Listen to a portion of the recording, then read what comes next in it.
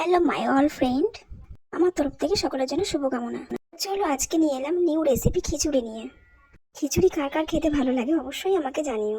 তো চলো কি কি লাগবে তার জন্য তোমরা দেখেই নাও কি কি নিয়েছি। মশলাটা আগে দেখিয়ে নিয়েছি, এটা গোবিন্দভোগ চাল আর আগেরটা ছিল মুগের ডাল।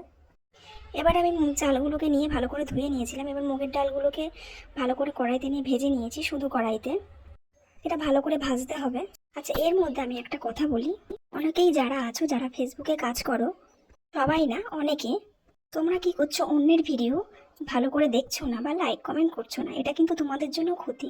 তাই তোমরা যদি কাজ এগিয়ে যেতে চাও বা একটা ভালো জায়গায় যদি এগোতে চাও, তাহলে অন্যের ভিডিওটা ফুল দেখো আর লাইক কমেন্ট অবশ্যই করো। এটা তোমাদের রিচ এঙ্গেজমেন্টের জন্য খুবই ভালো হবে। চলো আবার আমি ফিরে আসি আমার খিচুড়িতে। আমি আর এক সাইডে হাঁড়ি বসিয়ে দিয়ে তাতে জল গরম করে দিয়ে গোবিন্দভোগ চালটাকে ধুয়ে বসিয়ে দিয়েছিলাম। এবার গরম তেলে আলুটাকে ভালো করে ভেজে নেবো।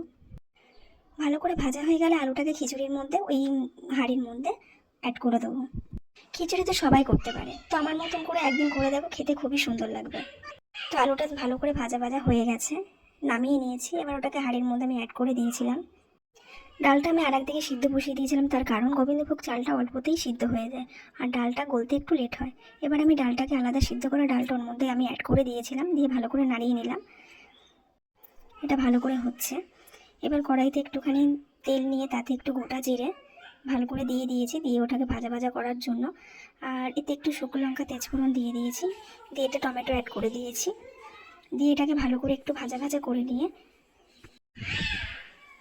ভাজা ভাজা করে নিতে হবে। এবং এর পাশে যে খিচুড়িটা হাঁড়িটা আছে তার মধ্যে হলুদ আর লবণটা আমি পরিমাণ মতন দিয়ে নিয়েছিলাম। তো এটাকে ভালোভাবে হতে দিতে হবে। আমি বলবো যে একে অপরের এগিয়ে যাওয়ার জন্য একে অপরের হেল্প করাটা অবশ্যই দরকার। এবার এর মধ্যে মশলাটাকে ঢেলে নিয়ে আমি ভালো করে কষিয়ে নিয়েছিলাম। তো তোমরা দেখেই নাও কীভাবে কষেছি। এতে একটু অল্প করে লবণ দিলাম, তার কারণ আমি আগে লবণটা দিয়ে নিয়েছিলাম। আচ্ছা, আমি এখানে খিচুড়ি রেসিপি বলতে বলতে এর মধ্যে আমি অন্য কথাও বলছি। তো এটা বলাটা খুবই দরকার, কারণ এগিয়ে যাওয়ার জন্য অবশ্যই এই কথাটা খুবই দরকার। এবার কষে নিয়ে মশলাটাকে ভালো করে খিচুড়ির মধ্যে মিশিয়ে নিলাম। তো এবার একটু ঘি দিয়ে নিলাম উপর থেকে, আর একটু গরম মশলা নিয়ে নিলাম।